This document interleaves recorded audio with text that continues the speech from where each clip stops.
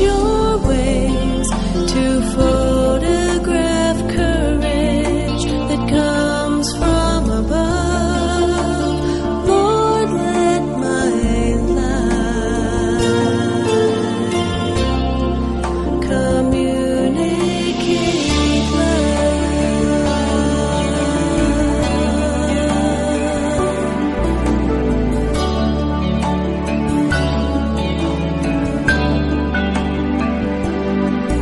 The gift of creation comes from your throne, divine inspiration from you alone. The talent inside me is there by design. Remind me the glory's not mine.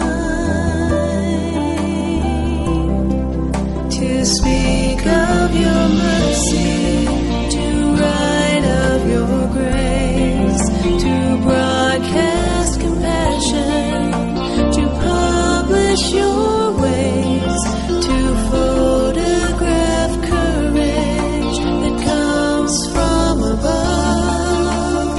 Lord, let my life communicate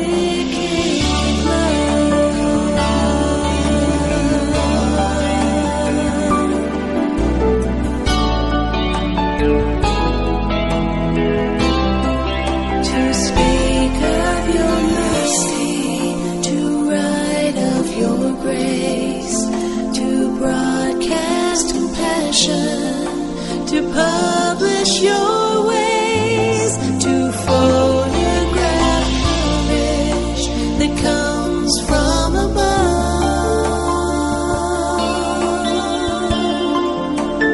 Lord, let my life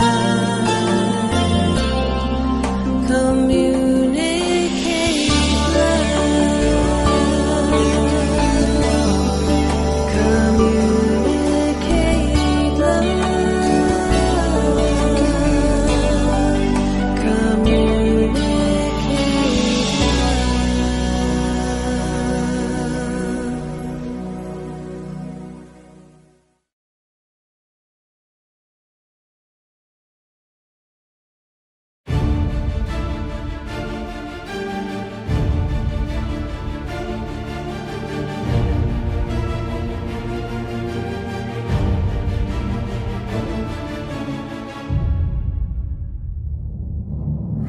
At nakita ko ang ibang anghel na lumilipad sa gitna ng langit na may mabuting balita na walang hanggan upang ibalita sa mga nananahan sa lupa at sa bawat bansa at angkan at wika at bayan.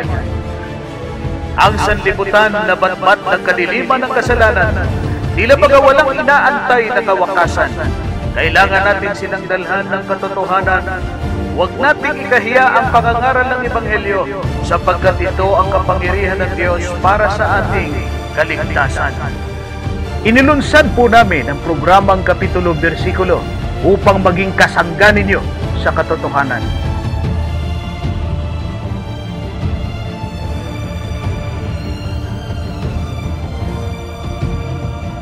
Kapag tumipensya ka, may dating, may manata. Ang unang tanong ko ay... Ang tanong ko po ay... Ang akong pangutanang... The challenge is, willing ba kayo natanggalin sa religion ninyo si Ellen G. White and stand by the Bible alone? Kung gusto mo na magandang sagot, abay magtanong ka na magandang tanong. Sigaw ka pa ng sigaw, ano magkakakain mo pang isisigaw?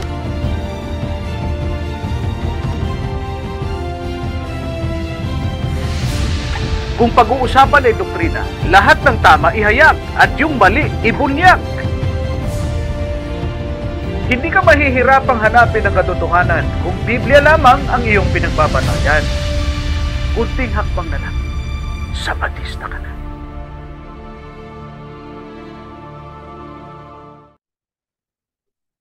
Happy Sabat po mga kapatid. Kami po ay masaya na kayo po ay muling makasama sa pagsamba po ito. At kami po ay humihingi po ng paumanhin sa mga nakaraan po natin na tayo po ay hindi nakapag-broadcast sapagkat napakadami po nating ginawa Ngunit purihin po ang ating Panginoon sapagkat tayo po ay nabigyan na naman ng pribilehyo na maihayag po ang kanyang pong salita sa pamamagitan po ng pagre-repaso ng lesson. Maraming salamat po sa inyo pong patuloy na pagtangkilik at pag-share po ng programang ito. At ngayon po kasama na po natin uli si Brother Jimson Castigador. Siya po ay mag-init sa paglilingkod. Brother Jimson, pwede ka pong bumati sa pagkakataong ito. Salamat, Pastor, sa pagkakataon na bumati. Yan, binabati ko muli yung ating mga magigiliw na taga-subaybay. Kami sa namin kayo. Kami po muli ay maglilingkod sa inyo sa pamamagitan ng lesson. Naway lahat tayo ay madama ang pagpapala mula sa Panginoon. Happy Sabat din sa lahat, saan man tayo naroon sa dako ng sanlibutan ito. Madama natin ang kagalakan, kasiyahan sa piling ng Panginoon. Yan, praise the Lord sapagkat nakasama po natin muli si Brother Jimson. Masaya po kami na kayo po ay nandiyan. Nakikita po namin yung mga message nyo at sinishare nyo po yung ating pong paglilingkod na ito. At ito na po, i-share nyo na po para sa ganun ay marami pong makinabang muli. At binabati po natin ang lahat po ng mga sumusubaybay dito po sa kapitulo, versikulo. Saan man po kayo sulok ng sanlibutan, maraming salamat po. Ang ating po mga sponsors, mga kaibigan, at yung ating po mga tapan na talagang sila po ay walang sawa sa ating pong sa pag-share at saka sa pagtulong na rin po dito po sa ating pong programa. Harinawa po, tayo po ay pagpalain sa ating pong mga maririnig sa pagkakataon ito. Well, ang ating pong lesson, ito po ay may pinamagatang misyon sa aking kapwa. Yan, misyon sa aking kapwa. Alam naman natin po, mga minamahal kong kapatid, na talagang napakahalaga ng pagbimisyon natin. Ang pinaka-topiko po natin ngayon ay mauunawaan natin yung misyon ng Diyos para sa atin. Okay? At ang susing talata po na atin pong pagsasalo-saluhan sa pagkakataong ito ay masusumpungan po sa Lucas 10:27. Alam ko naman po na kabisado na po natin lahat ito. Sabi nito, at sumagot siya, bigyan mo ang Panginoon Diyos ng buong puso mo, ng buong kaluluwa mo, ng buong lakas mo, at ng buong pag-iisip mo, at ang iyong kapwa gaya ng iyong sarili. So ito po yung dakilang utos na binigyan ng ating pong Panginoon. At dito po ay inihayag din yung talinghaga ng mabuting Samaritano. Dahil po mamaya, tutuklasin po natin kung bakit naman naihayag ito ng ating Panginoon, ay dahil merong nagtatanong sa kanya na magaling po sa kautusan. Ayan, mamaya sasaysayin po yan ng ating po kaibigan na si Brother Jimson. At mamaya tatanungin po natin siya hingil po sa bagay na ito. Well, makikita po natin dito na napakalinaw po ng talata na dapat ay mahalin daw natin ang Diyos. Pero yung pagmamahal po natin sa Diyos ay magiging superficial o parang ito ay puro-puro lang, basta paniniwala lang kung hindi rin naman ito nakikita sa ating pong buhay. Yan, sabi nga sa isa sa mga sa banal na kasulatan, kung hindi mo naman kaya mahalin ang iyong kapwa, paano mo masasabing mahal mo ang Diyos? Yung kapwa mo nga nakikita mo, samantalang ang Diyos ay hindi mo nakikita. So paano mong masasabing mahal mo ang Diyos na hindi mo nakikita kung hindi ka rin naman marunong magmahal sa iyong kapwa? O mga naman mas madaling mahalin yung nakikita kaysa sa iyong hindi nakikita. Well, dito po mga minamahal kong kapatid, pag-aaralan po natin kung gaano kahalaga yung application, yung gawa. Yan. At pag-aaralan po natin dito kung ano nga ba yung ating kapwa. Sino nga ba yung ating kapwa? Pero ngayon, ay bago po natin yan tuluyang alakayin, ay ating imbitahan si Brother Jimson na manalangin sa atin. Pastor, tayo po ay manalangin. Dakila at mapagpala namin Diyos na makapangyarihan sa lahat, ang tahanan ay nasa mga langit. Muli Panginoon, binabalik namin sa iyo ang kapurihan, ang pasasalamat Panginoon sa mga nagdaang panahon, bagamat kami ay mga abala ay sa mga pagkakataong ito Panginoon, inyong muli pinagkaloob na kami ay makapaglingkod Diyos. Samahan kami Panginoon ng banal na Espiritu sa aming pagtalakay ng lesson na ang bawat isa Panginoon ay magkaroon ng kalinawan o Diyos tungkol sa bagay na ito na aming matatalakay. Tulungan kami Panginoon na patuloy na maging sentro ng aming buhay ang aming Panginoong Hesus, lalo't higit sa araw-araw namin na paggawa ay magkaroon din kami ng pagmimisyon Panginoon. Lalo't higit ma-reflect namin ang karakter ng aming Panginoong Hesus at kami ay magiging mabuting lingkod lalo't higit sa aming kapwa Panginoon. Linisin ang aming pag-isip o Diyos at aming puso sa anumang mga pagkukulang pag-asala, Panginoon, upang ganoon ay dapat kaming tumanggap ng karunungan na nagmumula sa inyo. Pagpalain po kami ni Pastor, ganoon na rin ang aming koneksyon, internet, at aming mga taga-subaybay. Sa pangalan ni Jesus namin tagapagligtas. Amen. Amen, amen. Well, di na po natin ito papatagalin.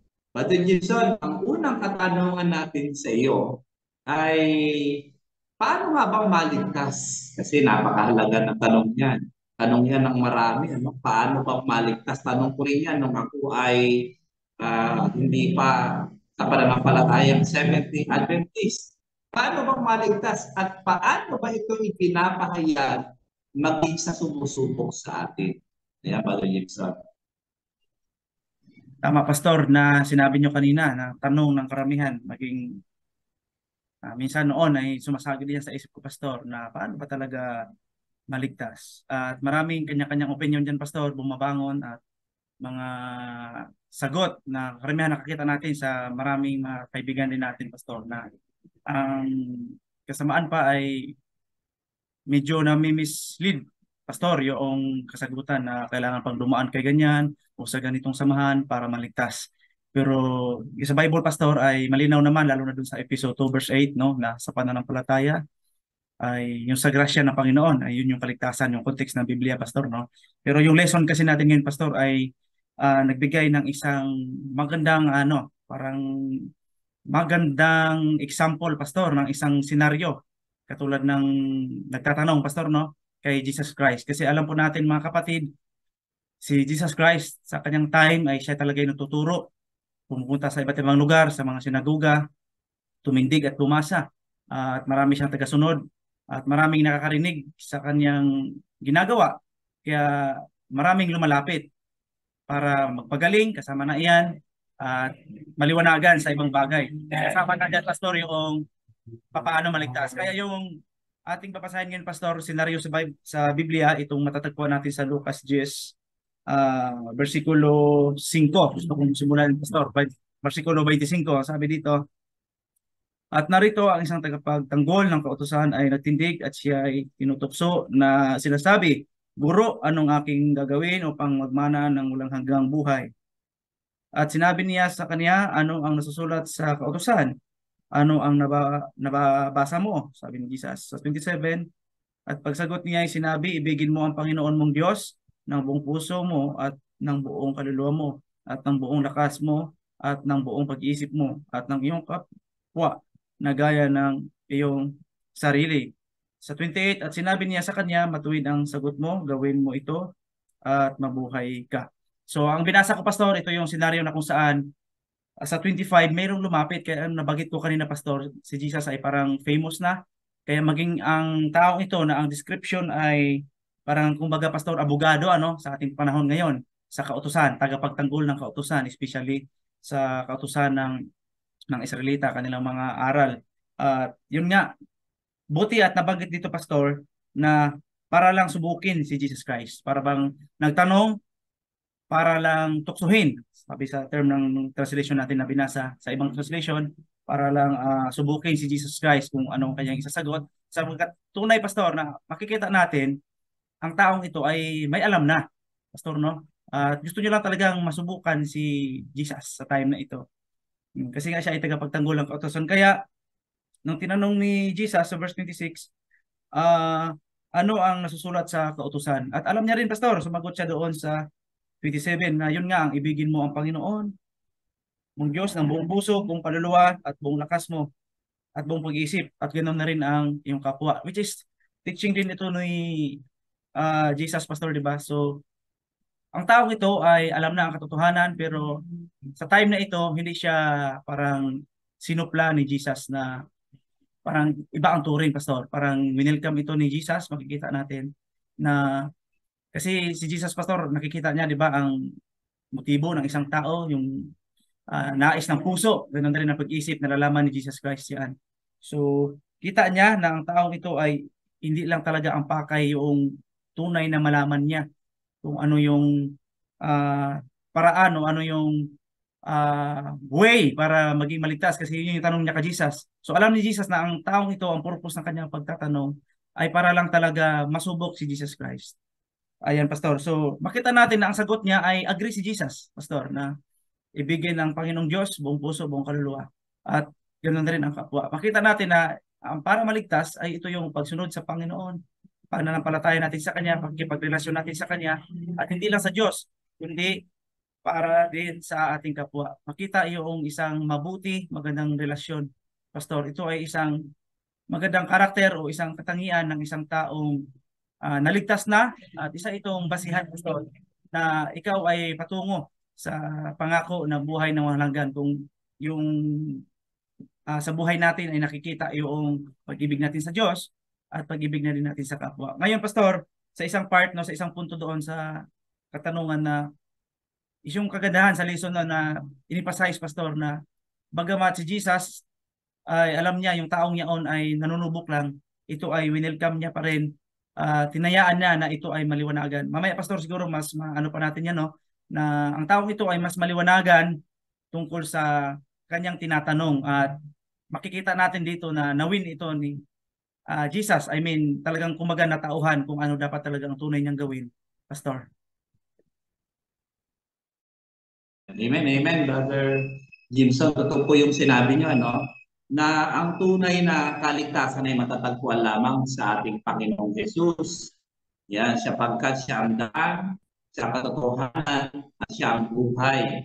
Kaya makikita natin dito, all in all, sa biyaya, sa pamamagitan ng ating pananampalataya, ay maliligtas tayo sa pamamagitan ng ating Panginoong Jesus. So siya lang ang makapagliligtas sa atin. Pero tama rin po yung sinabi nyo na iba kasi yung senaryo dito ni Jesus, sapagkat nagtanong dito yung dalubhasa sa kautusan kaya sa ating Panginoong Jesus upang subukin ang ating Panginoong Jesus.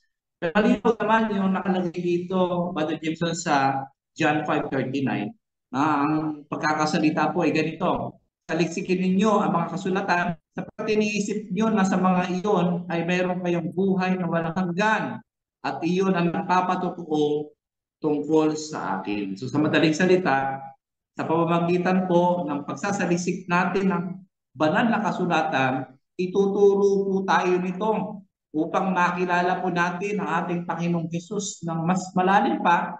Ituturo po tayo nito sa ating Panginoong Jesus upang matagpuan po natin ang tunay na kaligtasan. Kaya ang sulit upang matagpuan po natin ang kaligtasan ay basahin, salisikin po natin ang banal na kasulatan. Ngunit dito nga po sa senaryo ng dalubhasa sa kautusan ay sinusubok ang ating Panginoong Jesus. Buti ang ating Panginoon nalalaman ang puso nitong taong ito. At alam naman natin na hindi rin naman pinahiya ng ating Panginoong Jesus o tumanggi na sagutin itong taong ito. Bagkus ay handa siya, lagi siyang handa o sinasamantala niya po yung pagkakataon upang ipahayag yung gospel, na yung plano ng kaligtasan sa sangkatauhan maging dito sa sumusubok sa ating Panginoong Jesus. Ay ginagawa ng paraan ng ating Panginoon upang maipahayag din ang kaligtasan sa Kanya. Sa anong pamamaraan?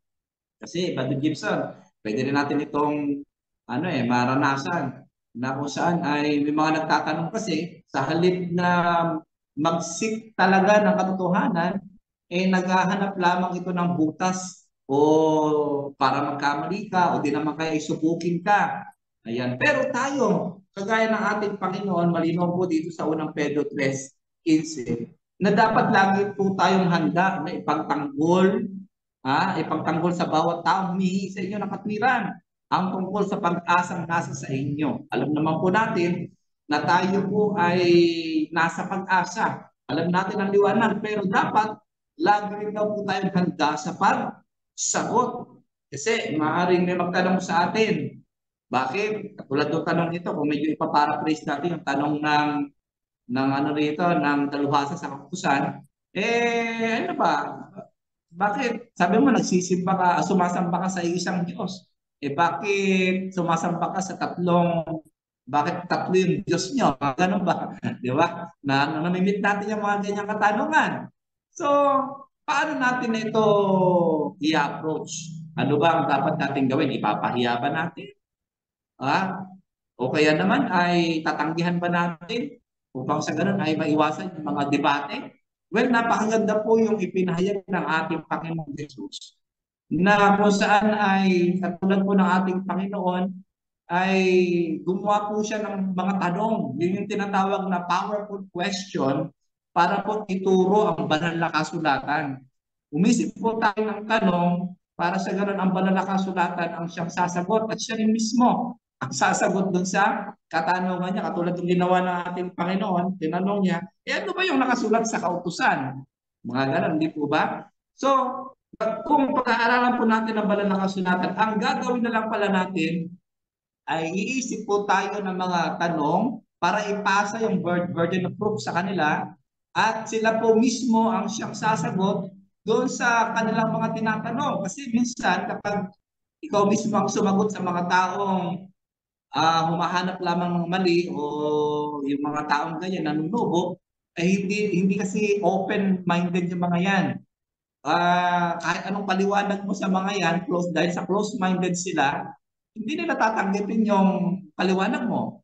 Kaya mas maganda yung ginawa ng ating Panginoon dito kung paano niyang inihayag yung kaligtasan dito sa taong ito. Umisip siya ng tanong na ang sasagot ay ang banal na kasulatan. So, mahalaga pa rin pala, Brother Gibson, talaga na pag-aralan natin ang salita ng ating Panginoon. Dahil pag hindi naman natin ito ginawa, ay hindi tayo magiging alisto. Hindi tayo magiging handa sa pagsagot sa mga taong humihingi ng kasagutan sa atin.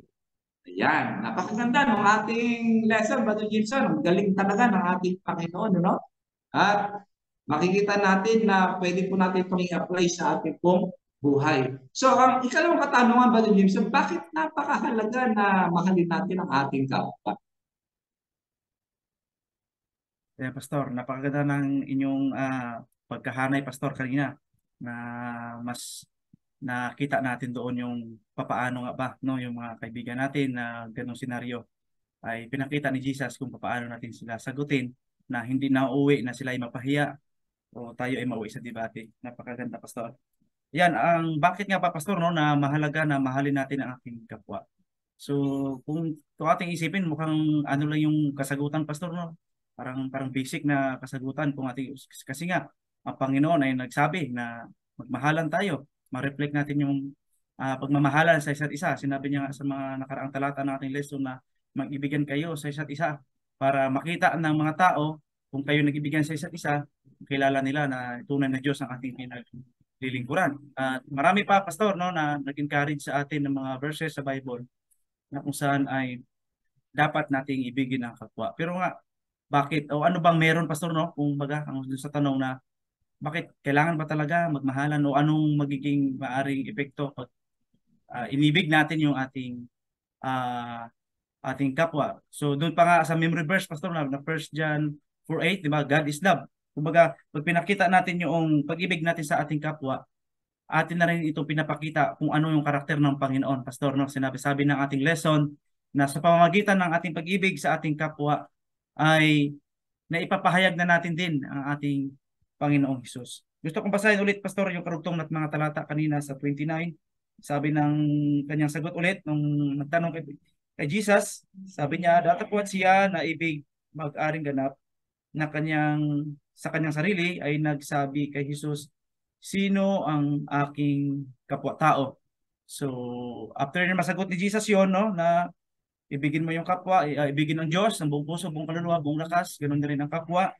So, nag-follow up question pagka pastor, no? Talagang may follow up question pa itong taong ito, pero kumbaga patuloy din na inaano siya ni Jesus, kumbaga pinapacilitate hanggang sa ito ay maayos ni Jesus yung kaisipan ng taong ito. Kaya doon na yun pumasok, pastor, yung alam natin lahat ito, yung the good Samaritan, pastor, no, na kung saan ay pinakita ni Jesus dito nga sa verse 30, sabi dito, sumagot si Jesus at sinabi, isang tao bumaba sa Jericho na mula sa Jerusalem at siya'y nahulog sa kamay ng mga tulisan, na sa kanya'y sumamsam at sa kanya'y humampas at nagsialis na siya'y iniwang halos patay na. Then alam natin ang story sa patuloy, pastor, na maraming may dumaan, una, ang pangalawa, and ang yung Samaritano lang yung tumulong sa taong ito na sa story ni Jesus. At sa the end, sinabi ni Jesus sa verse 36, sino sa tatlong ito ang akala mo na nakipagkilalang kapwa-tao sa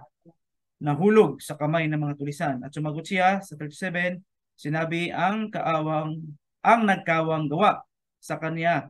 At sinabi sa kanya ni Jesus, sumayo ka at gayon din ang gawin mo. Kumbaga, pastor, tinuturo ni Jesus na kung tayo ay gustong mapunta sa langit, pastor, ay una, sundin natin ang kalooban ng Panginoon, ibigin natin siya buong puso, kasama na rin ating kapwa. At ngayon, parang in-emphasize palalo ni Jesus dito sa kanyang talata, sa kanyang parable, na once na ating pinakita, no, na mahal natin yung ating kapwa, talagang tunay, pastor, yung pure na love ating pinakita sa ating kapwa, ganoon na rin sa ating Diyos, ay doon pa lang ay makikita na eh. Kahit wala nga masyadong Bible study, pastor, una, no, ipakita lang muna natin yung pagmamahal talaga sa kapwa, sa concern. Magkakaroon sila ng pagtatanong, bakit ganito itong taong ito? Bakit sobrang matulungin ito? Mahinahon masyado ito.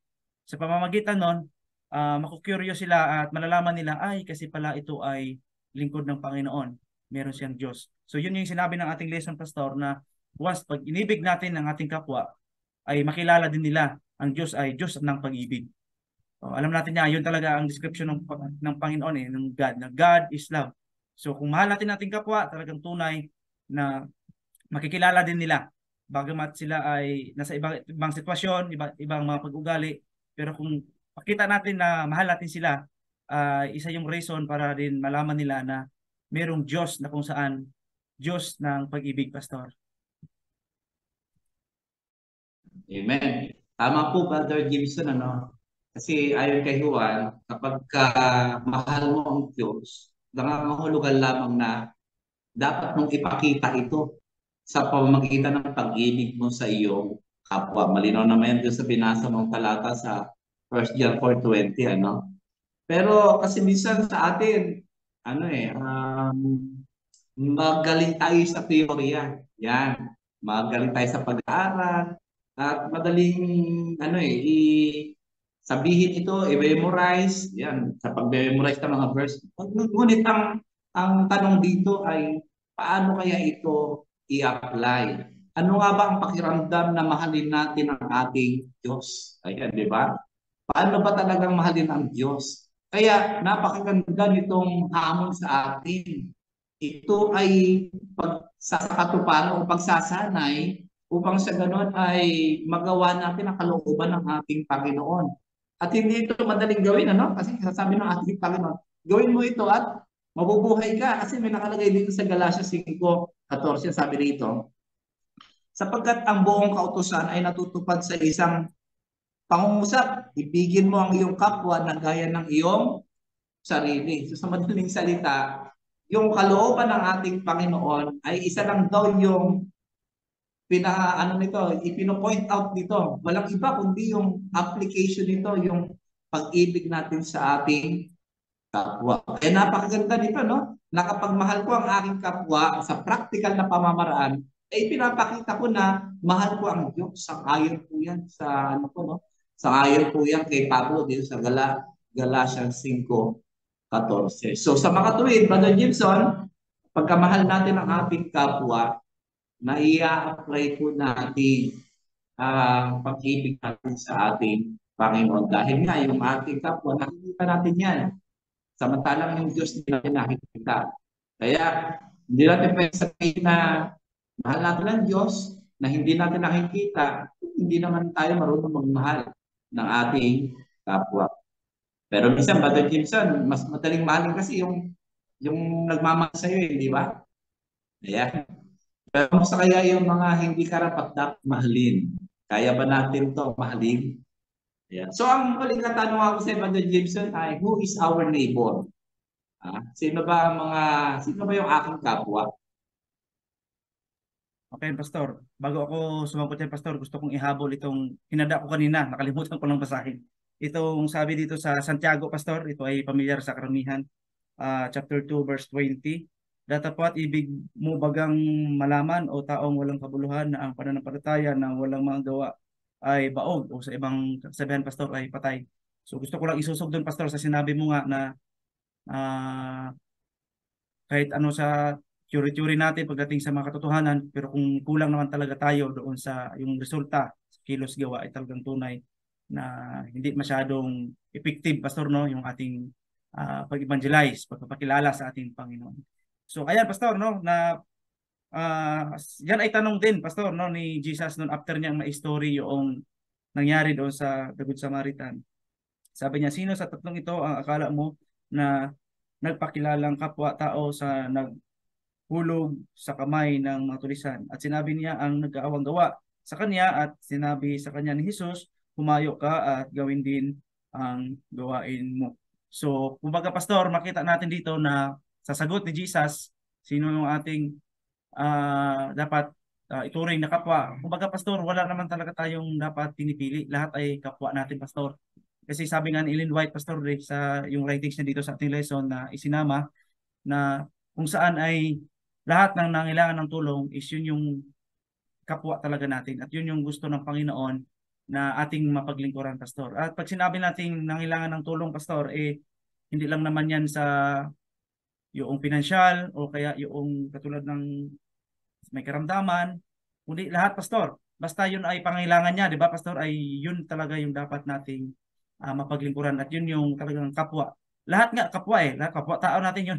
Kumbaga, lahat ng basta mukha, itsurang tao, yun ay kapwa natin. Ngayon may kanya-kanya pangailangan. Yung iba dyan ay emosyonal, Pastor, di ba?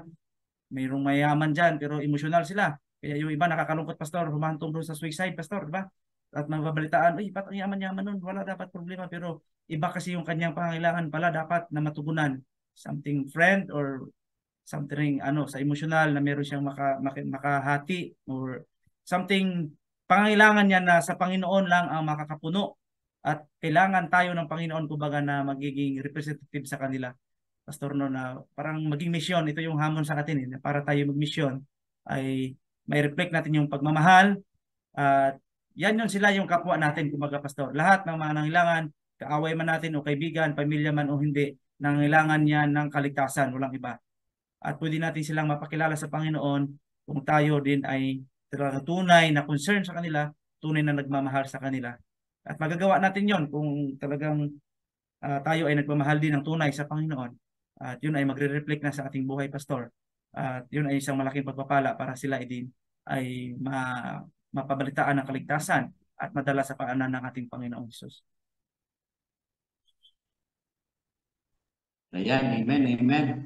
Tama po yung inyong sinabi, Brother Gilson, na yung mga nangangailangan, yun yung ating kapwa. At tulad ng sinabi rito ng ating Panginoon na sino nga ba yung mga nagmalasakit, yung nagpakita ng habag. So ibig sabihin, yung kahabag-habag, yun po yung ating kapwa. Ano po? Sino man yung mga nangangailangan. Well, sa Old Testament naman, Brother Gibson, hindi naman ito bago sa kanila. Kasi malinaw yan, sa kanilang, kapag babasahin natin yung, o kaya babalikan naman natin yung background nito, ay talagang nasisig sila ng justice para sa ganun i-defend yung mga na-oppress. Yan, katulad ng mga nawala ng tatay, ng mga magulang, yung mga widow, at yung mga mahihirap, ay binigyan talaga nila yan ng pansin para tulungan. Ayan. Yung mga inalupista katulad ni Ahab, di ba? Nung minorder niya si Nabot at kinuha yung kanyang mga yung ari-arian. Kung saan ay nagbigay ito si Elijah na nirebuke niya si King Ahab dito sa bagay na ito. Kasi hindi maganda yung ginawa mo, nananamantala ka ng iyong kapwa. Ayan. So, sa Israel, alam nila na napakahalaga ng pag-ibig sa kapwa. Well, ano ba yung application nito sa ating buhay? Ano po? May sinasabi dito si Santiago, Sa Santiago, kung di ako nagkakamali, 2:15. Napakaganda nung pagkakasabi rito ni Santiago eh. Gusto ko pong basahin sa bawat atin bago tayo tuluyang maghiwa-hiwalay. Na kung saan ay anong magagawa ng pag-Bible study natin, yung pangangaral natin, kung hindi naman natin ibinibigay yung pangangailangan din ng ating kapwa. Ano po? Okay, basahin po natin ito sa Santiago 2, ang talata po ay 15. Ayan. Santiago 2:15. Ito po ang pagkakasabi ng malinaw dito, kung ang isang kapatid na lalaki o babae ay namumuhay ng hubad at kinukulang sa pagkain sa araw-araw, verse 16, at ang isa sa inyo ay magsabi sa kanila, humayo kayong payapa, magpainit kayo at magpakabusog, subalit hindi niyo sila binibigyan ng mga bagay na kailangan ng katawan, anong pakinabang niyon? Napakalinaw ng pagkakasabi rito ni Santiago, sabi niya rito ay what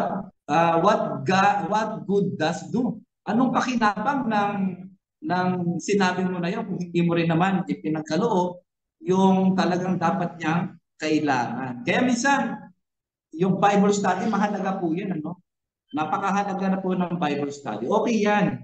Ngunit Bible study ka na Bible study, gutom naman pala yung binabible studyhan mo. Hindi natin nakikita yung pangangailangan ng binabible studyhan natin.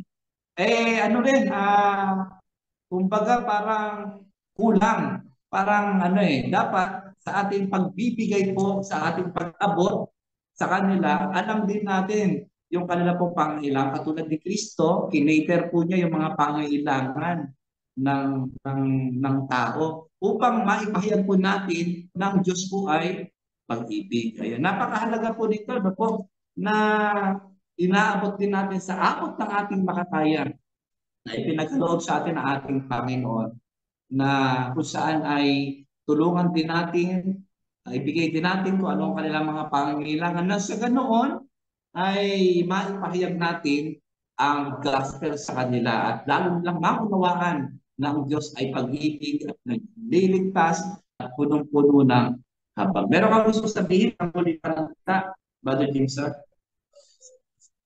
Pastor, kung narealize ko nga, Pastor, tayo ay isang nilalang na tao at ang Panginoon ng nating Diyos, si Jesus Christ, ay talagang tunay na nagpakababa, nagkataong tao para kumaga, Pastor, ay sa ibang salita ay maging kapwa natin para tayo ay ma-reach niya, maging katulad natin para maligtas. So yun din ang nais ng Panginoon sa atin, mga kapatid, na tayo ay maituring natin lahat na ating kapwa at nais ng Panginoon na sila ay ating maabot, matulungan at maidala natin sa paanan ng Panginoon.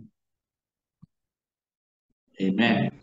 Mga kapatid, maraming salamat po sa inyo pong pagsama po sa amin hanggang sa huli. Kami po ay dumadalangin, nawa kayo po ay pinagpala sa pag-aaral po ng ating pong leksyon. Huli, sa ating pong pagtatapos, ay tayo po ay manalangin bilang panghuling panalangin. Let's pray. Dakila po ng Diyos, maraming salamat po sa pagkakataon na inyo pong itinulot na kami po ay nakapag-aral ng inyo pong salita. Harinawa, ang aming po mga natutunan, Panginoon, ay maisakabuhayan po namin. Hindi lamang po ito basta teorya. Ito rin po ay makita sa aming buhay. Tulungan niyo rin po kami na pagpalain na sa ganon ay maging daluyan po kami ng pagpapala sa mga nangangailangan sa amin. At gamitin niyo po kami, Panginoon, na instrumento sa inyo pong pag-misyon. Tawarin kami sa iyong mga pagkukulang pagkakasala. Pagpalain niyo po ang lahat na naabot ng tinig na ito sa pangalan po ng aming Panginoon Jesus. Amen. Okay, maraming salamat sa iyo, Brother Jameson, sa iyong paglilingkod. Gayon din po sa inyo, mga kapatid, mga kaibigan namin, walang sawa na sumusuporta sa atin. Ito po ang kapitulo, versikulo. Narito po ang inyong po lingkod. Sama po natin si Brother Jameson Castigador, ang inyong po lingkod, Pastor Jaime Aventurado. Nagsasabi po sa inyo na maglingkod po tayo sa ating Panginoon sa pamagitan po ng pamamatnubay ng banal na Espiritu. Huwag po kayo mawala sapagkat tayo po ay dadako sa ating pong ikalawang servisyo. Happy Sabbath po.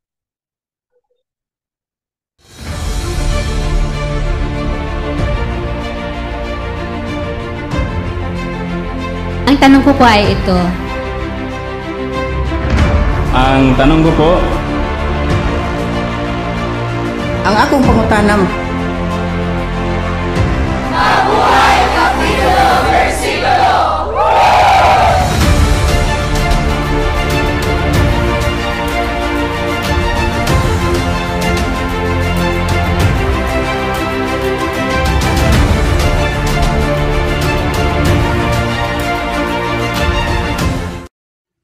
Enter his gates with thanksgiving, and unto his courts with praise. Be thankful unto him, and bless his name. For the Lord is good, his mercy is everlasting, and his truth endureth to all generations. Psalms 100, verse 4 and 5. It's the first day of the year, and yay! It's a Sabbath, mga kapatid. Be thankful and rejoice. Let us release our pain, our grudges, our anger, and let us walk and grow in humility, kindness, forgiveness, hope, faith, and love. May we be found faithful this year in each and every opportunity God brings to us. As we celebrate this first Sabbath of the year, let me take this opportunity to welcome each and every one of you this Sabbath morning the Lord has given us. Let us thank God for His goodness and for keeping us safe throughout this week. Allow me to introduce to you our brethren who will be leading our Sabbath Divine Worship. As the presider, ako po si Karen Joy Bandong. Ang naatasan po for our scripture reading ay si Sister May Moyuela Balilihan Fernandez and si Sister Jessica Balete Vitin ang maglilid para sa ating pastoral prayer. The Word of God for today's worship will be shared to us by Brother Bressy Balansag Jr., a bachelor from Antipolo, Rizal. He studied BS Mechanical Engineering at the University of Rizal System and Computer Science major in Programming at Infotech College of Arts and Sciences. He is the current main host of Capitulo Versikulo. May today's sermon bring a great change in our souls today, so that we can have the character of our Lord Jesus. And may the love of God be with us as we learn of Him this Sabbath worship. May God's blessings shower upon us and bestow upon us a peaceful, a bright, and healthy New Year.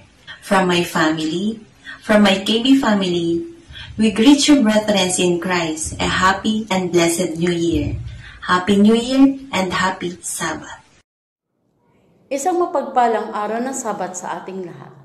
Bago po natin mapapakinggan ang ating tagapagsalita, akin po munang babasahin ang nakasulat sa banal na Biblia.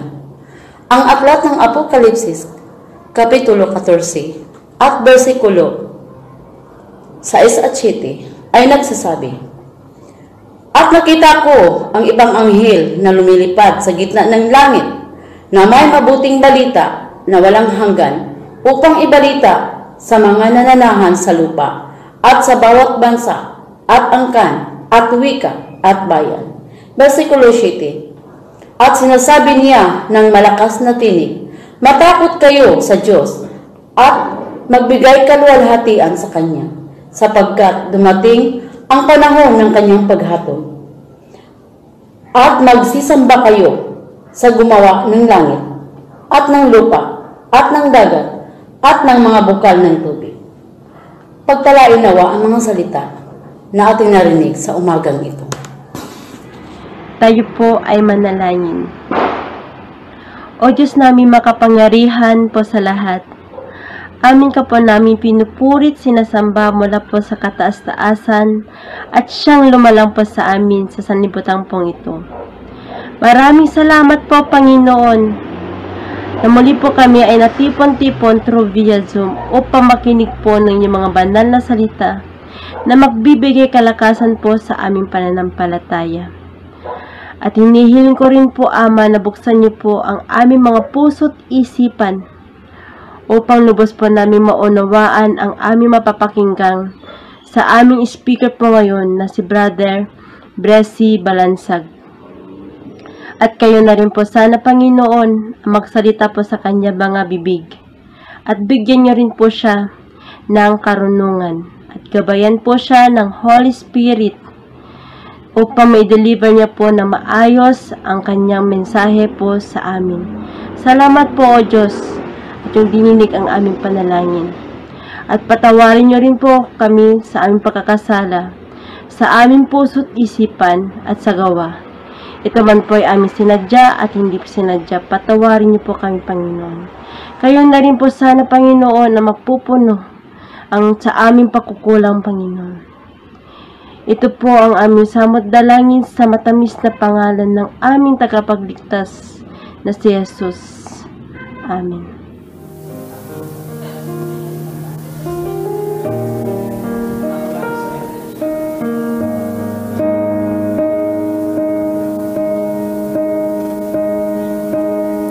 Things change, plans fail, you look for on a grander scale.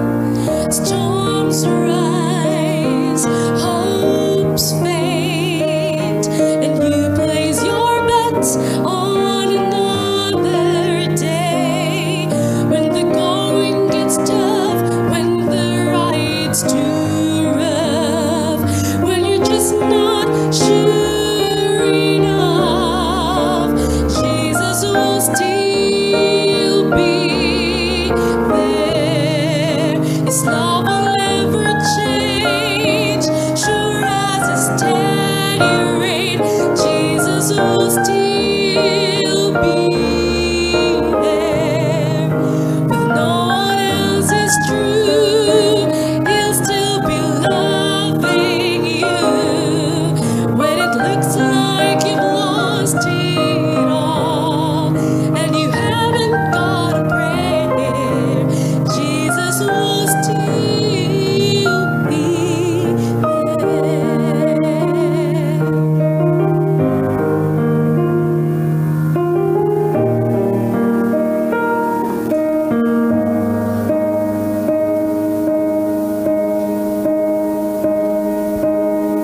Time flies, hearts turn a little bit wiser from lessons learned, but sometimes weakness wins and you lose your foothold once again. When the going gets tough, when the ride's too rough, when you're just not sure enough, Jesus will still be there. His love will never change, sure as a steady rain. Jesus will still be there. With no one else is through, he'll still be loving you. When it looks like you've lost it all and you haven't got a prayer, Jesus will still be there.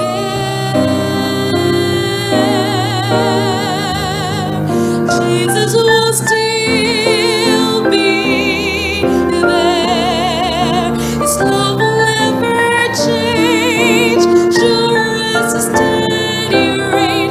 Jesus will still be there. When no one else is through, he'll still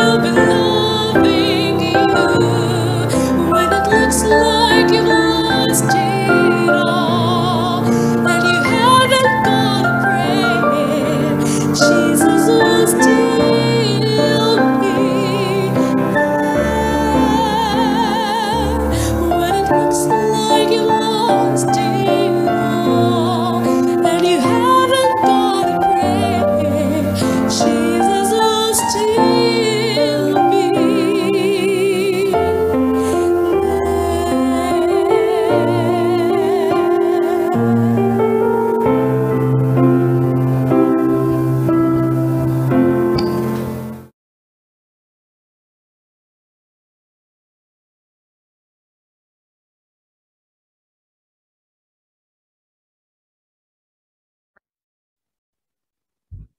Muli isa pong mapagpalang araw sa lahat ng taga-subaybay ng programang Kapitulo, Versikulo. Ako po ang inyong lingkod, Brother Bressy Balansag, bumabati sa inyo ng Happy Sabbath at Happy New Year. Sa tulong ng Panginoon, ang atin pong paksa mga kapatid ay makatulong sa atin upang tayo ay lumago, sapagkat ito po ay napaka-importanting paksa, lalong-lalo na sa atin pong paglago bilang Kristiyano sa panahon natin ngayon, sapagkat tayo ay pumasok ulit sa panibagong taon at alam natin na panibagong pagsubok, panibagong pagpapala ang ating mararanasan sa ating Panginoon. Bago tayo magsimula sa ating paksa, tayo po ay manalangin. Panginoon, salamat sa pagkakataong ito. Pagkalooban niyo kami ng karunungan at katalinuhan sa amin pong pag-aaralan. Patuloy kaming ingatan, dakilang Diyos, sa lahat ng oras. Pagtibayin kami at wag na wag niyo po kaming pababayaang mapalayo sa pananampalatayang ito. Salamat sa pagkakataong ito. Ito po ang aming dalangin sa pangalan ng aming Panginoong Hesukristo na tagapagligtas. Amen. Mga kapatid, mga taga-subaybay, kung atin pong mapapansin, no, ang aklat po ng Revelation chapter 14 verses 6 to 7 ay nagpapakita ng isang malawakang pangangaral ng sinugong anghel. Ano po? At makita natin ang three angels' messages ay hindi kumakatawan lang sa tinatawag ko nating hindi ito nagsasabi na ito'y literal na anghel, kundi ito'y simbolikong anghel na kumakatawan sa mga mensahero ng ating Panginoon. At the reason kung bakit mayroong three angels message na makikita sa Revelation chapter 14, ito'y reinforcement ng ating Panginoon sa Revelation chapter 12 and chapter 13. Na kung saan makikita natin sa chapter 12 verse 17 na ang si Satan, ang dragon, ay balak digmain ang mga nalabi, no? At ang katangian ng mga nalabi ay tumutupad sa utos ng Diyos at may pananampalataya sa ating Panginoong Hesukristo. At nakita natin sa verse 18 o kaya naman sa ibang translation ay nasa chapter 13 verse 1 na ang dragon ay nagsimulang maghintay sa buhanginan at iniintay niya ang paglabas ng sibis, na itong sibis na ito ay kumakatawan sa religious power. And at the same time, inabangan ni Satan ang paglabas naman ng isang hayop na galing naman sa lupa at ito nga ay ang lamb-like beast o yung tinatawag na land beast. Kakaiba siya kaysa dun sa sibis sapagkat ito'y kumakatawan naman sa political power, none other than the United States of America. At makikita natin na bago digmain ni Satan ang bayan ng Diyos, itong dalawang malalaking influence na ito ang kanyang gagamitin para mas lalong mapalawig niya ang pakikidigma sa bayan ng Diyos. Ngayon, pagdating sa Revelation chapter 14, makikita natin mga kapatid ang reinforcing message ng ating Panginoon sa kanyang bayan na ang gagamitin niya sa huling panahon ay ang kanyang bayan upang maisakatuparan ang pangangaral sa buong sanlibutan. Ang atin pong pag-aaralan ngayon mga kapatid ay kaugnay, konektado sa paraan, pakiramdam, experience ng pangangaral. At ito ay walang iba mga kapatid at mga taga-subaybay, kundi sa buhay ni Jonah. At alam ko po na marami na tayong narinig tungkol sa buhay ni Jonah. Yun nga lang mga kapatid at mga taga-subaybay, ito pong ating gagawin ay halos review lamang, no, ng kanya pong buhay, no? At ang atin pong ang pinamagatan ng atin pong paksa ay save to serve. Ayan, no? Tayo'y iniligtas para tayo'y maglingkod dahil napakarami po sa ating panahon ngayon na sinave pero nakalimutang mag-serve. Sinave pero ayaw naman mag-serve. Gusto ko lang po at gusto lang din ng ating pag-aaralan ngayon na ipaalala sa atin kung ano yung mga importanteng paksa, importanteng topiko na dapat nating alalahanin, lalong-lalo na ngayong pasimula ng taon. At huwag kayong mag-alala mga kapatid, hindi tayo magtatagal ng atin pong pagdidiscuss sapagkat nais ko pong ipakita sa inyo dito na itong bagay na atin pong tatalakayin ay isang paraan ng pagbibigay, pagpapaalala sa atin kung ano ba ang dapat nating gawin. Ano po? Sabi, every one of us is distributing the grace of God in some way, no? Each one of us is especially chosen by God for a specific and vital task. So, wag na po sana tayong magtaka, no? Bakit tayo na ilagay sa loob ng ating iglesia? Wag na siguro tayong magtaka, bakit ako? Alam ho ninyo, mga kapatid at mga taga-subaybay, merong rason kung bakit ka inilagay ng ating Panginoon sa loob ng iglesia. And one of your purposes is that you will distribute the grace of God sa paraan at sa ibinigay na kaloob ng Panginoon sa iyong buhay. No? Ito yung tinatawag nating spiritual gift. Meron kang specific and vital task para gawin. Bagamat ang ating conversion story ay magkakaiba, kasi naalala ko mga kapatid, nung ako po ay sinama ng aking father sa Share Him Crusade, no, na ginanap po sa Antipolo, ang pagkakatanda ko, ito'y kinalahukan ng iba't ibang mga iglesia. Ito'y naganap way back 2008 at naalala ko, sabi ni Papa noon, ako po kasi nung panahon na yun ay active po sa ibang pananampalataya. Ano ho? Di ko nababanggitin, basta ang hulihan, letter C, ang unahan, letter I, at N sa gitna. So naalala ko po mga kapatid at mga taga-subaybay, nung mga panahon pong iyon, sabi ni Papa sa akin, hindi ka magpapabinyag. Sabi ko, pa, hindi pa, kasi hindi ko pa alam kung tatanggapin ko to. Sabi ni Papa, kung hindi ka magpapabinyag, pues simula ngayon, wala ka ng allowance. So, hindi natin alam kung paano tayo tatawagin ng Panginoon. Hindi natin alam kung paano tayo bibigyan ng opportunity ng Panginoon na ang bagay na ito ay matatanggap natin. At kasama sa pagtanggap ng napakalaking biyaya, ay ang isang napakalaking responsibility. Sabi nga ni Spider-Man, no, sabi nga niya, with great power comes great responsibility. So hindi natin pwedeng alisin ang responsibilidad sa isang regalo. Halimbawa na lamang kung ikaw ay niregaluhan ng isang sasakyan, automatiko, ang kailangan mong gawin is kailangan ikaw ang mag-maintain. That is your responsibility. Lagyan siya ng gas, no? Lagyan siya ng aalagaan mo, papakintabin mo, lilinisan mo. Yun yung mga responsibilidad. At walang darating na isang regalo na walang kaakibat na responsibilidad. Lagi nating tatandaan yon. No? Ang save o yung salvation is a gift of God. And to serve is an opportunity to show yung pagbibigay ng meaning dito sa biyaya na iyong natanggap. Ano po? Ngayon, ito yung opportunity sapagkat ang kaligtasan ay pribilehiyo natin. Ngayon, inyong pansinin mga kapatid, sa banal na kasulatan sa Mateo Kapitulo 8, versikulo 14 at 15. And when Jesus entered Peter's house, he saw his mother-in-law. Lying sick with a fever. So he touched her hand and the fever left her. And she rose and served him. The moment na yung kanyang mother-in-law ay gumaling, automatic yung response ng mother-in-law ni Peter, tumayo siya at pinaglingkuran niya ang Panginoon.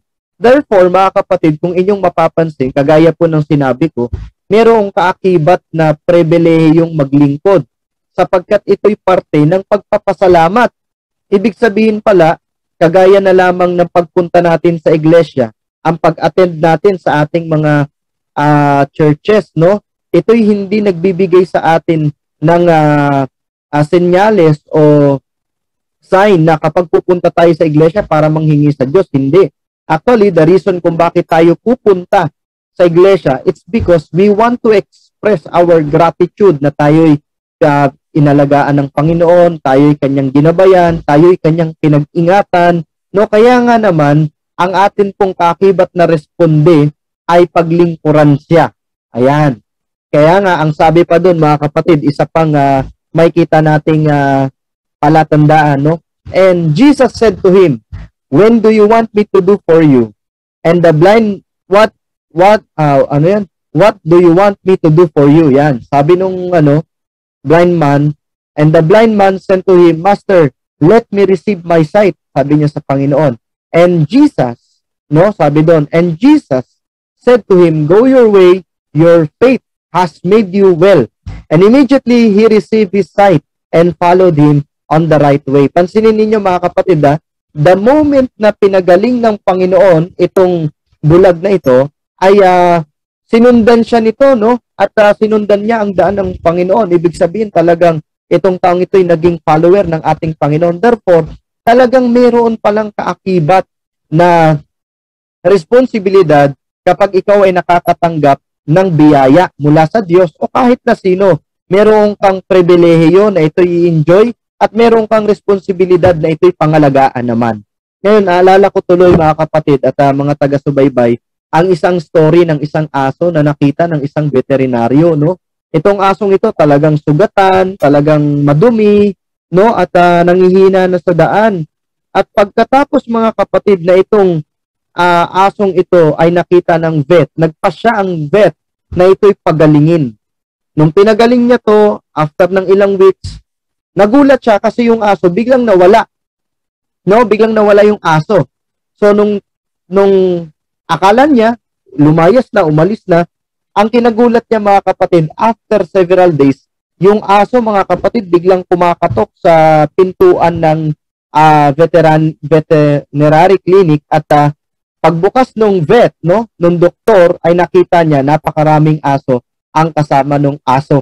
Ibig sabihin, isa yan sa pagpapatunay na kung tayo ay nakareceive, nakatanggap ng biyaya, nakatanggap ng kaligtasan, ay meron tayong pribilehiyo na ito ay i-enjoy at ito'y responsibilidad din naman na para ito'y atin pong ipaglingkod sa iba o yung tinatawag nating pagsiserve. Yan. Ibig sabihin, kapag hindi ka nagsiserve, kapag wala kang pagsiserve, ibig sabihin, ano yung expression mo ng pag-ibig na gusto mong ibigay sa kapwa mo? Kasi dapat merong kakibat na itong paglilingkod. In connection, mga kapatid at mga taga-subaybay, sometimes yung atin pong 3 angels messages, minsan yung tinatawag ho nating paglilingkod natin, ibinibigay na lang natin sa iba.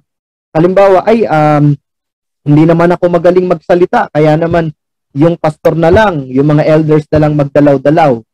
Pero tandaan natin mga kapatid, meron kasi tayong different spiritual gifts na binigay ang ating Panginoon at itong spiritual gifts na ito yung pwede nating gamitin. Kung ano man ang ibinigay sa yung kaloob, ito ang gagamitin mo. Hindi kinakailangan na marunong ka magsalita, mag-Bible study. Kung marunong ka mang kumanta o ano man ang iyong spiritual gifts, yun ang ibigay mo sa Panginoon. Ngayon, ito po ang ating pag-aaralan pagdating sa paglilingkod. Ayan. So, ito'y isang paalala sa atin sa buhay ni Jonah na kung saan si Jonah ay nakilala na siya'y nilunok ng isang napakalaking isda. Okay. So, bakit siya nilunok ng napakalaking isda? Alam naman ho natin na ito'y redirection ng ating Panginoon sa kanya. Sapagkat gusto ng Panginoon na kung siya'y nakaranas ng kaligtasan, siya na may dapat makaranas ng paglilingkod. Ano po? Magsisimula ang kwento natin sa tinatawag nating shocking message. Jonah, a shocking message. Bakit shocking message, Brother Bressy? First is, it was shocking to Jonah himself. Sabi niya, Nineveh! Nagulat si Jonah, di ba? Kasi alam natin, pag-aaralan natin yung background ng Nineveh. Second, it was shocking that Jonah, a prophet of God, should disobey God's call to prophesy. Kilala natin ang background ni Jonah. Siya ay isang propeta, pero nakakashock. Baka mamaya, ano natutunan nyo sa sermon ni Brother Bressy? Ayun po, nakakashock. So second, it was shocking that Jonah, a prophet of God, should disobey God's call to prophesy. Third, it was shocking because it showed that God was concerned about injustice not only sa mga Israelita but in every nation, even the worst, even Nineveh. Brother Bressy, bakit even Nineveh? Later, we will discuss kung ano ba ang background ng Nineveh, kung bakit siya nakakashock. So the story started in Jonah chapter 1 verses 1 to 2. Now the word of the Lord came to Jonah, the son of Amittai, saying, Arise, and go to Nineveh, that great city, and cry against it, for their wickedness has come up before me. Inyong mapapansin mga kapatid na merong panukat ang Panginoon sa kasamaan, kasalanan ng iba't ibang mga bayan. At mapapansin ninyo, itong tinatawag nating terminolohiya na ginamit ng Panginoon, no? Ay wickedness has come up before me. Ibig sabihin sumobra na ang pasensya na ibinigay ng Panginoon, no? Yung palugit na ibinigay sa bayang ito. At kung inyo pong titignan at tutuusin, no, ang Nineveh ay sobrang tagal nang nakatayo. At ilang taon ang ipinagkaloob ng Diyos para sila'y bigyan ng kaparusahan. Pero ang pinakamasarap na makita dito mga kapatid, concern pala ang Diyos sa mga tao na mga masasama.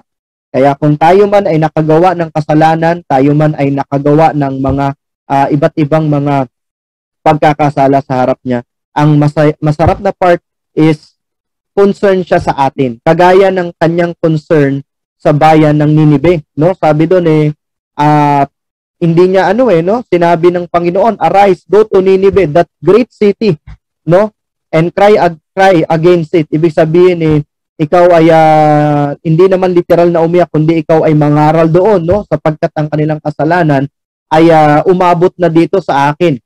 So ganun kabuti ang ating Panginoon. Alam natin na ang Panginoon ay sobrang loving God, na kung saan dito makikita natin na kung ang Nineveh nga sobrang sama, how much more pa kaya tayo, no? Ngayon, ano ang nangyari?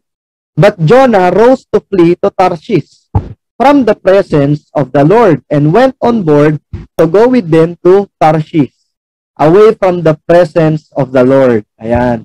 So mapapansin niyo mga kapatid, no, at mga taga-subaybay, si Jonah, inutusan ng Panginoon, propeta ng Panginoon, ang sabi ng Panginoon, pumunta ka sa Tarshish. Ang ginawa ni Jonah, no, tumakas.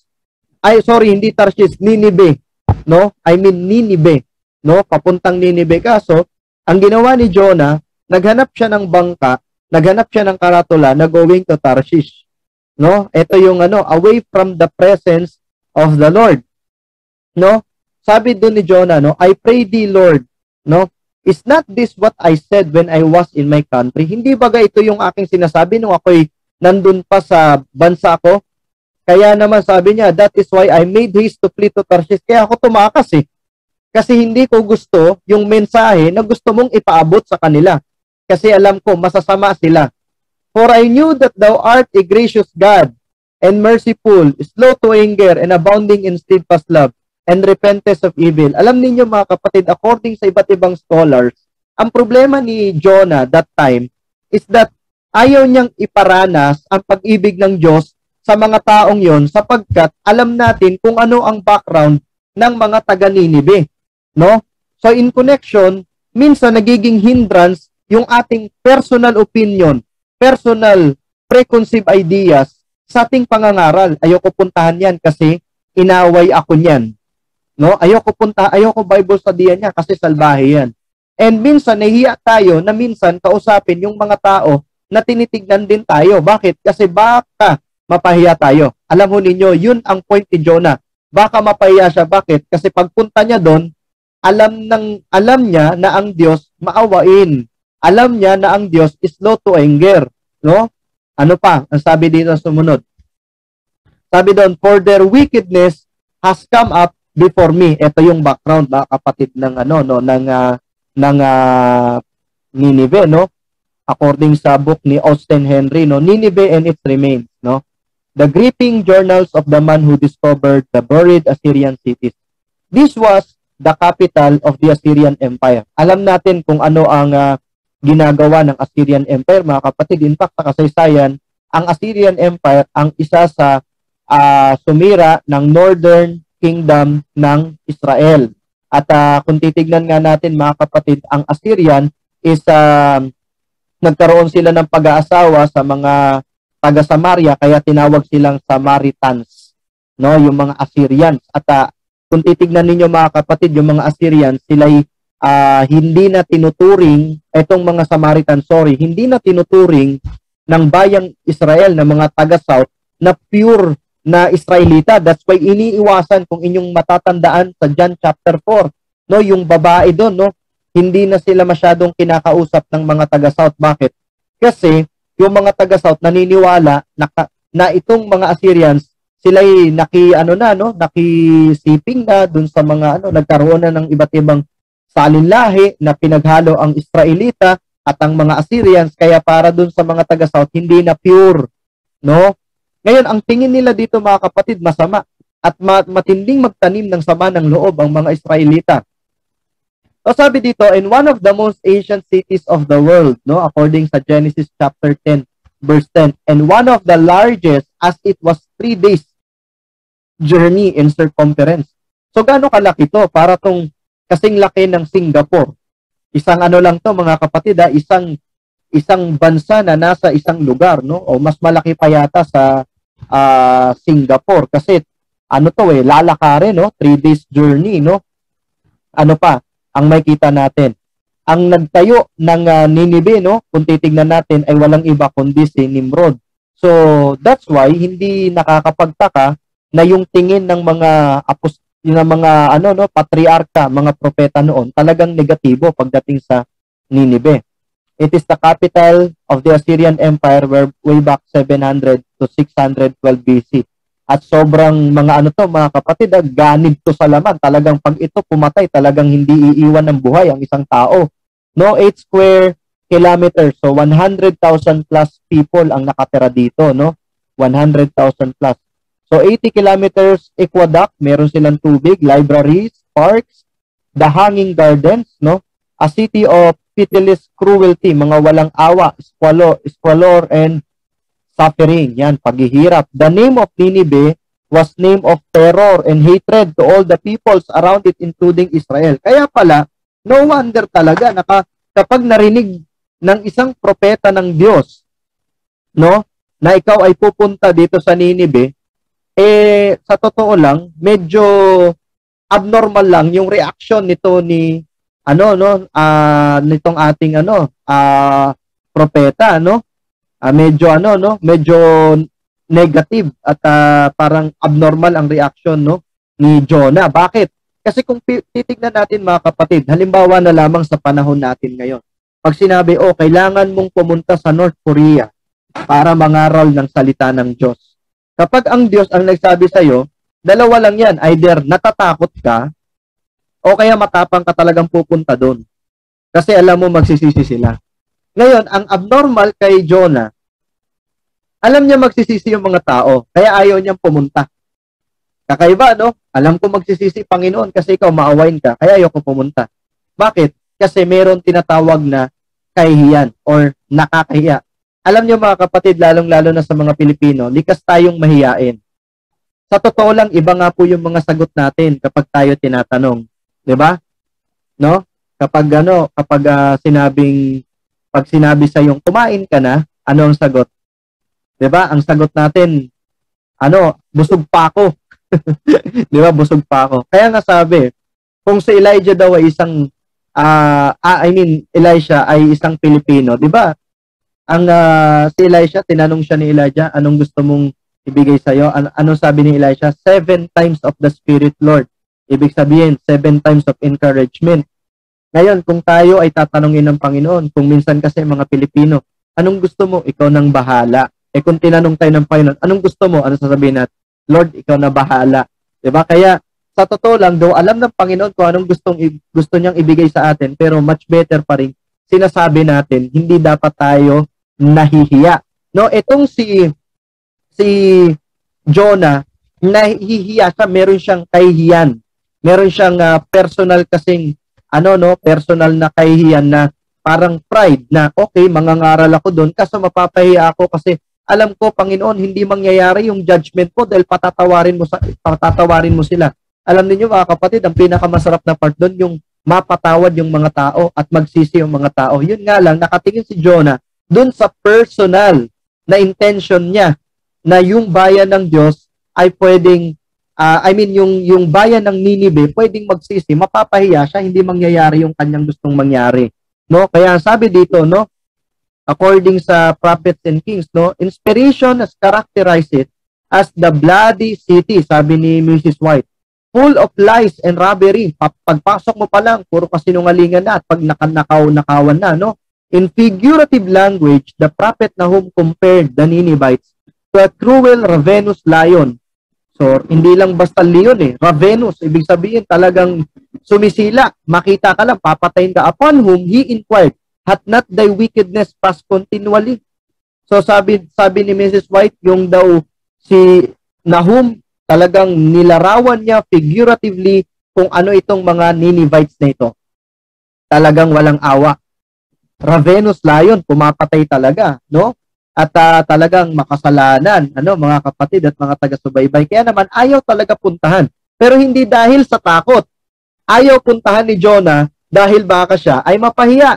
Kung titignan ninyo yung layo, mga kapatid, kasi hindi pwedeng sa totoo lang, kung mapapansin natin dito sa illustration, ang layo ng Tarshish. Ang layo. No, kung titignan at pag-aaralan natin yung mapa, nasa kaduluduluhan. Ibig sabihin, ilang araw yan ilang araw yan na nasa barko ka o nasa bangka ka. Samantalang ang Ninive, pwede siyang walking distance lang. Sobrang lapit lang. No? Kaya sa totoo lang, kung minsan, ang gusto ng Panginoon, shortcut, ang gusto nating gawin, long cut. No? Ay, yung iba sabi, Brother Blessy, ayoko kasing mag-shortcut. Bakit? Kasi malayo. So, minsan mga kapatid, sa totoo lang, yung redirection sa atin ng Panginoon, mas malapit na journey. Ang gusto kasi natin, malayong journey. Ngayon, tignan ho ninyo, ano po nangyari? Sa story, no, nakita ng Panginoon si Jonah dahil sa kanyang pride. Actually, sabi nung iba, Brother Blessy, hindi ba kinontrol ng Panginoon si Jonah sa panahon na yan? Actually, hindi po niya kinontrol si Jonah. Gusto niya lang bigyan ng disiplina, leksyon si Jonah, sapagkat mali ang kanyang kaisipan. Kaya naman, ano po nangyari? Nagkaroon ng bagyo, nakipagsapalaran ng mga tao sa loob ng barko, at umamin din kahuli-hulihan si Jonah. Kaya naman sabi ni Jonah, itapon nyo na lang ako para tumahimik na ang dagat. At ano nangyari? Naalala ko to. Okay, naalala ko to mga kapatid. Alam po ninyo kung saan yan. Yan po ay sa Romblon. Brother Blessy, bakit mo naalala yan? This is one of the memorable experiences na na-experience ko pagdating sa ministry. Bakit?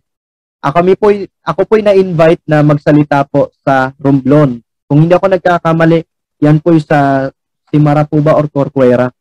Tatawid po ng dagat. Alam ho ninyo, sabi sa akin ni Brother Ezel Pamorcan, Brother Blessy, huwag ka mag-alala kasi pagdating natin ng Odjongan, lilipat lang tayo, magbabas, tapos meron akong inarkilang bangka sa kabilang side ng island. Alam ho ninyo, wala po akong nakitang bangka doon. Ang meron, bagyo. Alam ho ninyo kung gaano nakakatakot yung bagyo? Ito, mild pa lang eh. Pero doon sa panahon ni Jonah, sobrang lalaki ng alon. Ito, do malaki yung alon dito, first time ko po mga kapatid makasakay . Kung titignan po ninyo, first time ko po makasakay. Nakasakay po ako sa isang bangka na para akong nakasakay sa roller coaster. Diyan lang po mukhang walang alon kasi nga naka-cove yung dalawang side ng islands. Pero pag lumampas kayo diyan, yung alon po kasing mas malaki pa, doble, triple ng bangka na sinasakyan namin. Ano po yung sinakyan namin diyan? Ayun po mga kapatid sa may gitna. Sa likod ko po sa dulo, yung may kulay pulang plastic ba yan? So, yan po yung sinakyan namin. And first time kong sumakay na parang gusto ko nang bumalik. First time ko pong sumakay na parang ayoko nang ituloy.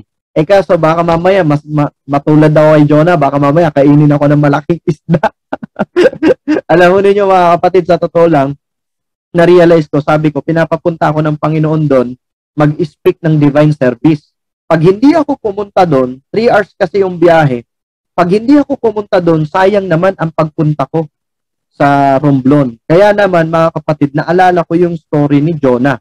No? Sa story ni Jonah, mapapansin at makikita natin na pinahintulutan siya ng Panginoon na kainin ng malaking isda. No? Wala pong binabanggit kung anong klaseng isda ito, pero siya'y kinain ng malaking isda. At siya'y nanatili doon sa loob ng ilang araw. No?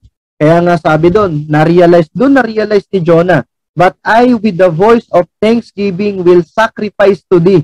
What I have vowed, I will pay. Deliverance belongs to the Lord. Alam niyo, kung minsan doon tayo nakakaranas ng muling pagbabalik sa Panginoon kapag may nararamdaman na tayong mga kakaibang bagay. Pag tayo ay mapapansin ninyo, kapag tayo ay halimbawa may sakit, doon lang tayo lalapit sa Panginoon. Pansinin ho ninyo kahit saang iglesia, kahit saang relihiyon o sekta. Kung kailan may lindol, doon maraming tao. Kung kailan may sakuna, doon dumadami ang tao sa mga churches. Doon dumadami ang nagiging mapanalanginin, di ba? Pero kapag walang bagyo, pag walang pagsubok sa buhay, hinakakalimutan na ang Panginoon. Ano po? Kaya nga sabi dito, always and always remind yourself that deliverance always belongs to the Lord. Kasi minsan, may mga deliverance na lagi nating kinikredit sa ating mga sarili. At nakakalimutan natin na ito'y i-credit sa ating Panginoon. Ano po? Kaya nga napaka-importante nito mga kapatid. At lagi nating tatandaan, no? Na kung ano man ang gagawin natin, lagi at lagi nating tatandaan na ang Panginoon, siya ang magbibigay sa atin ng paraan para tayo ay makatakas sa mga pagsubok at makalampas tayo sa mga problema natin. Ano nangyari? Na-realize kayo ni Jonah. At nung na-realize at nagsisi siya, binuga siya ng isang napakalaking isda. At pagtingin niya, far, far away land, Nineveh. So sabi doon, and the Lord spoke to the fish, and it vomited out Jonah upon the dry land. No? Nakita ngayon ni Jonah, nasa Nineveh na ako. So, Jonah's behavior may also constitute, sabi ni Sean Boonstra, constitute running from the sanctuary. Kaya sabi doon, papalayo sa presensya ng Diyos. He cites a Jewish tradition in which they believe the spirit of prophecy to be confined to the sacred territory.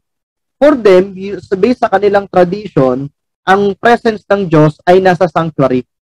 Kaya nung sinabing papalayo sa presensya ng Panginoon, going kasi siya sa Tarshish, which is ang likod, is yung Israel, kung nasan ang presensya ng Diyos, kung nasan yung sanctuary.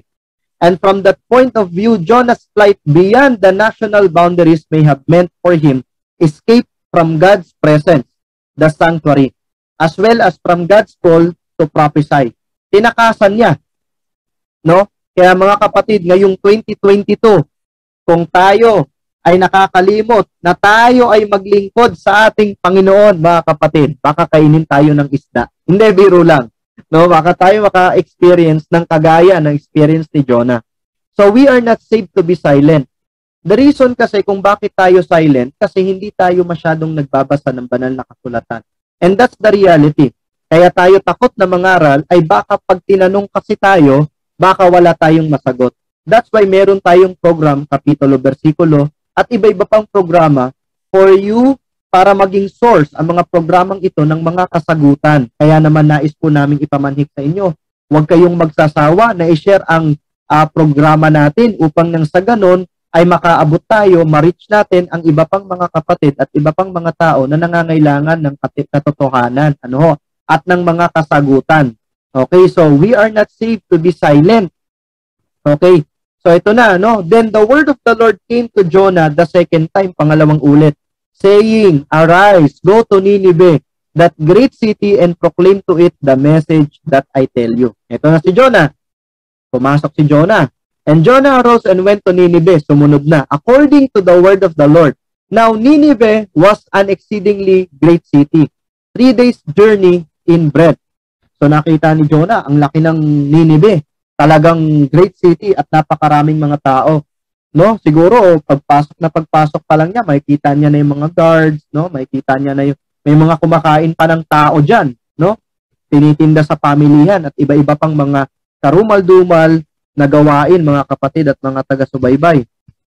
Mga karumal-dumal na bagay, no? Ngayon, ano nangyari sumunod? So Jonah began to go into the city, going a day's journey. And he cried, yet 40 days and Nineveh shall be overthrown. Talagang nangaral ng nangaral. At nagulat tong si Jonah kasi talagang natupad yung sinasabi niya. Ano yon? Nakinig itong mga tao sa kanyang paligid. Naging interesado yung mga tao sa kanyang pangangaral. Kasi alam mo ninyo mga kapatid, sa totoo lang kung minsan, ang gusto nating gawin, Gusto nating mangaral pero nahiya tayo. Samantalang ang totoo niyan, yung mga tao na gusto nating pangaralan, ito pala yung talagang mga taong interesado, lalo na sa pag-aaral ng salita ng Panginoon. Ano nangyari? So, and the people of Nineveh believed God, and they proclaimed a fasting, and put on sackcloth, from the greatest of them to the least of them. Lahat ng tao sa Nineveh ay talagang nagsisi. Syempre, alam ho ninyo mga kapatid, kung ikaw ay talagang wala kang personal agenda sa iyong sarili, ano po mararamdaman? Alam ho ninyo sa akin, naramdaman ko dati, nung merong isang kapatid, merong isang non-Adventist, ang tagal-tagal nang hindi nagpapabaptize, hindi umaattend. Naalala ko nung ako'y nag-crusade dyan po sa may Montalban, at isa po siya sa nabinyagan, Brother Mervin. Yan.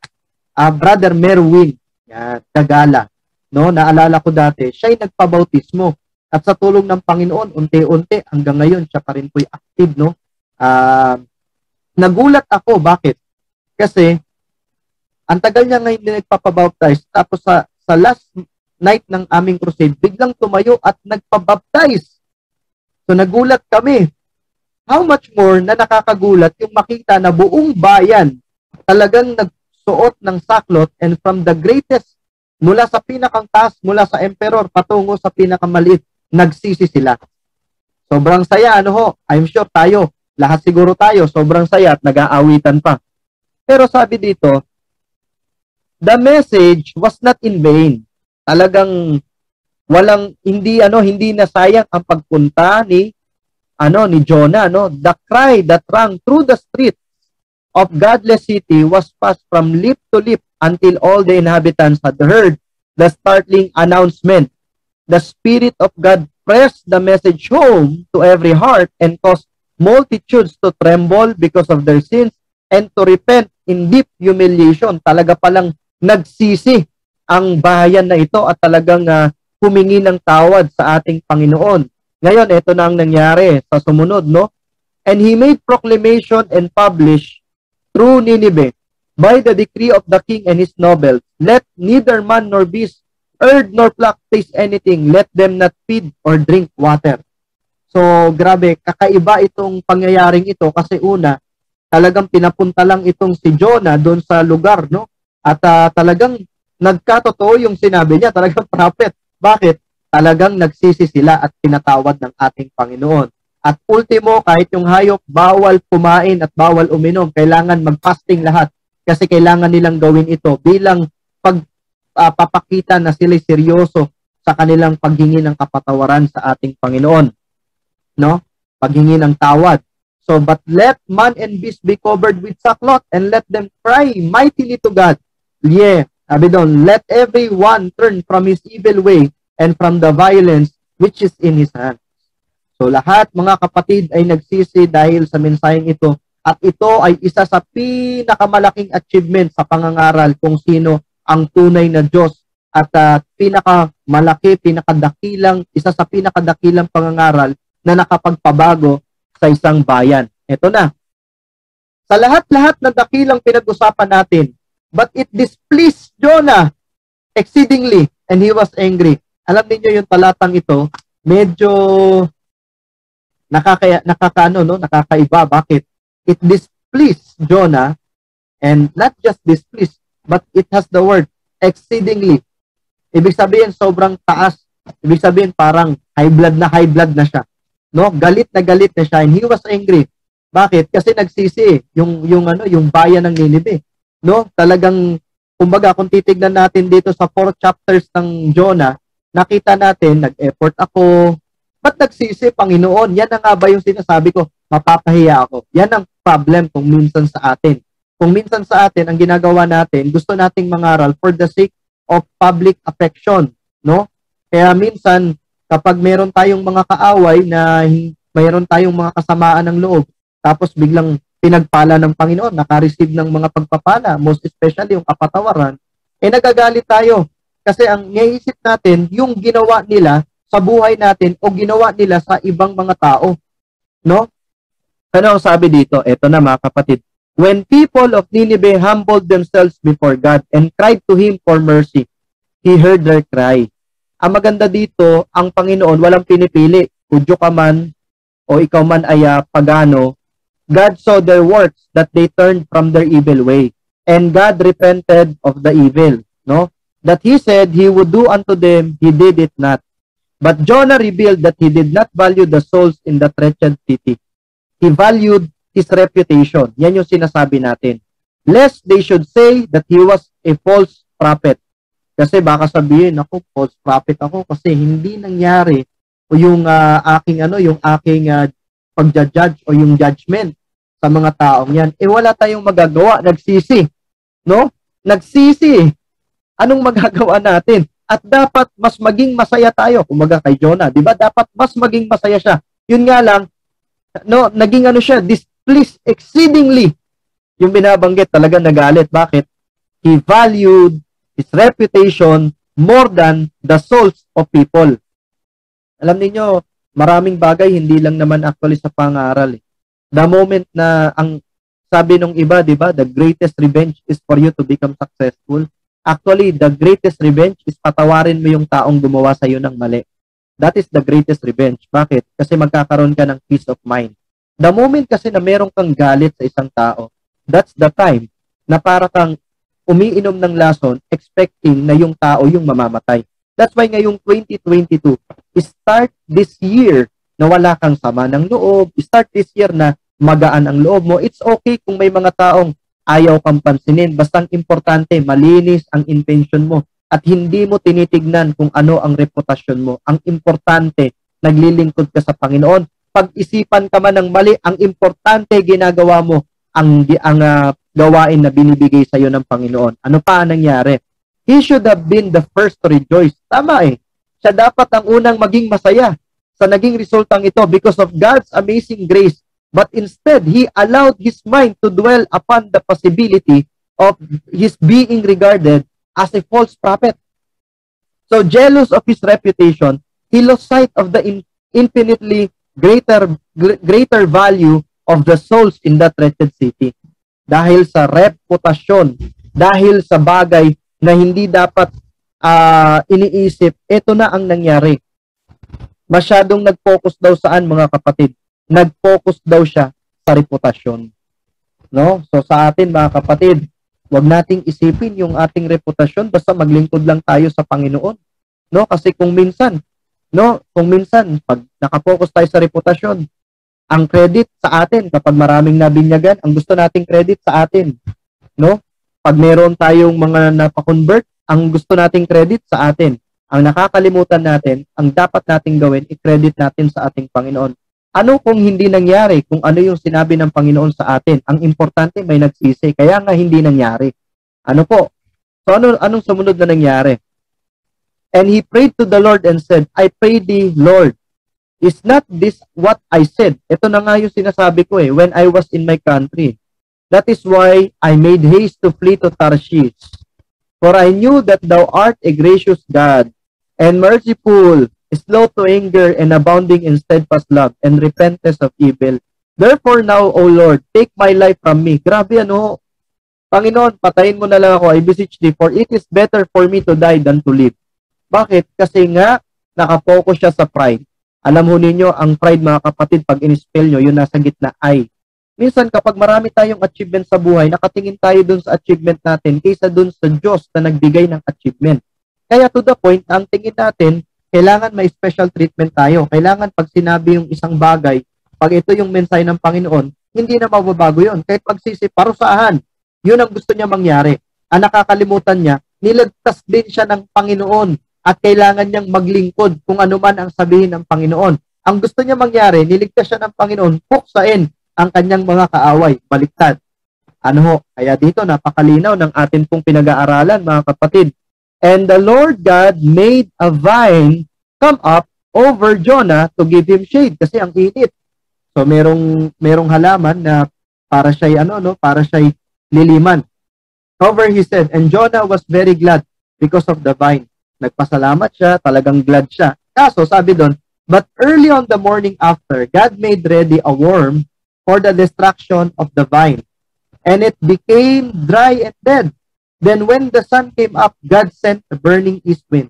And so great was the heat of the sun on his head that Jonah was overcome and requesting death for himself. Said, death is better for me than life. So disappointed, no? Itong si Jonah sa kanyang buhay, no? Napaka-disappointed niya. Ito ngayon ang sabi ng Panginoon, no? Kasi nilagyan siya ng shade, kinaumagahan, kinain ng uod yung shade. Tapos nagalit ulit si Jonah kasi ang init-init niya. Ito ang sabi ng Panginoon. And the Lord said to Jonah, have you any right to be angry about the vine? Meron ka bang karapatan na magalit dun sa vine? And he said, I have a right to be truly angry. Meron akong karapatan, sabi ni Jonah. And the Lord said, you had pity on the vine, naawa ka sa vine, for which you did no work. Naawa ka dun sa vine kasi kinain ng uod, pero sa totoo lang, di ba sabi doon, naawa ka, samantalang hindi mo naman ginawa yon para lumago. Hindi ka responsable doon. Sabi doon, which came up in a night and came to an end in a night. And am I not to have mercy on Nineveh? Kung ikaw naawa ka sa isang bagay na hindi mo ginawa, ako pa kaya na ako yung naglikha sa Nineveh, hindi kaya ako maawa. Sabi doon, that great town in which there are more than 120,000 persons without the power of judging between right and left as well as much cattle. So sabi ng Panginoon, kung ikaw wala kang ang ginagawa, naawa ka. Ako pa kayang may ginawa, hindi ba ako maawa? Sabi dito, God has left this example on record to show that inconsiderate man is not fit to be employed in his work. Ibig sabihin, kung hindi mo kinoconsider, kagaya ni Jonah, yung mga bagay na dapat mong ayusin, hindi ka fit sa pagiging servant. And he chose this one example that it might serve as an endless warning to his church. So employ no man in the work of the ministry that is not scripturally acquainted with God's justice and mercy. Kaya nga sabi doon mga kapatid, the lesson is for God's messengers today when the cities of the nation are as verily in need of a knowledge of the attributes and purposes of the true God as were the Ninevites of old. Mga kapatid at mga taga-subaybay, nakita natin, no, kung tayo ay magiging kagaya ni Jonah, darating tayo sa point na dahil sa ang tingin natin sa ating sarili ay tinitignan nating mataas ang ating reputasyon, pwede natin pala itong ikabagsak. At to the point, makakalimutan natin na dapat masaya tayo pag nakukonvert, nagagalit pa tayo. Lalo na kung yung na-convert, kaaway natin. No, lalo na kung makita natin na yung ating mga kaaway ay pinagpapala ng Panginoon. Mga kapatid at mga taga-subaybay, in connection with the three angels' messages, alam ko po na mas malapit nang dumating ang Panginoon sa mga oras na ito. Ngayong 2022 ay mas malapit na siyang dumating. That's why ang Panginoon ay patuloy at patuloy na nagbibigay ng mensahe, isang panawagan na lahat tayo ay dapat gumawa sa gawain. Lahat tayo ay dapat magsumikap at hindi dapat baliwalain ang mga bagay na dapat nating ginagawa. We are saved to serve. Happy Sabbath po and Happy New Year. God bless po.